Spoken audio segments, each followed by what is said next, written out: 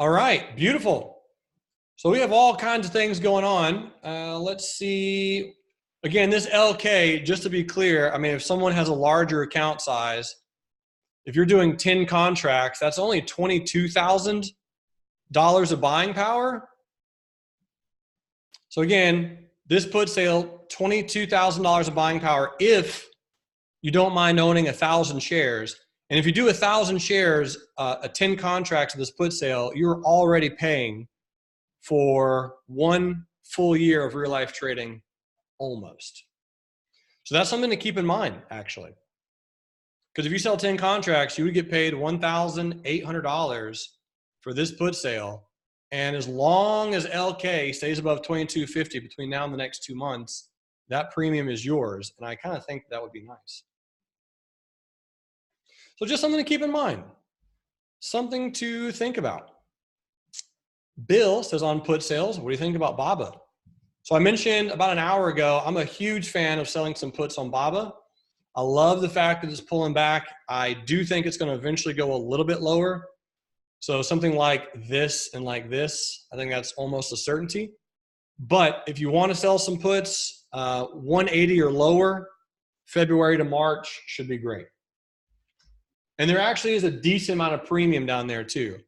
So a March 175 put sale for Alibaba looks really comfortable, in my opinion. So 175 is down here.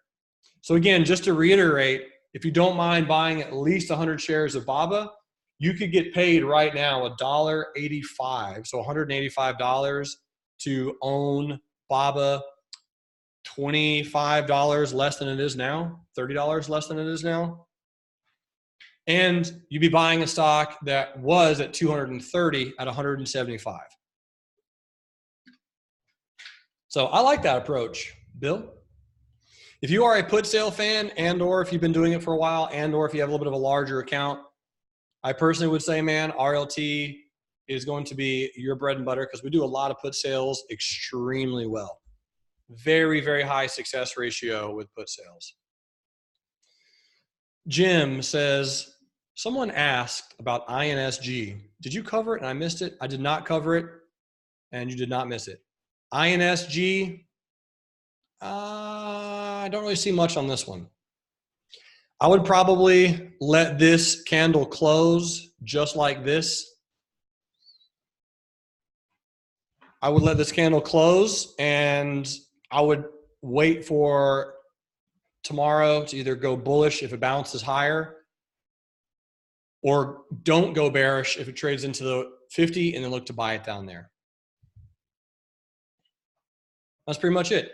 So right now, coming on 2 hours of market open, INSG has a high wave candle on the daily chart.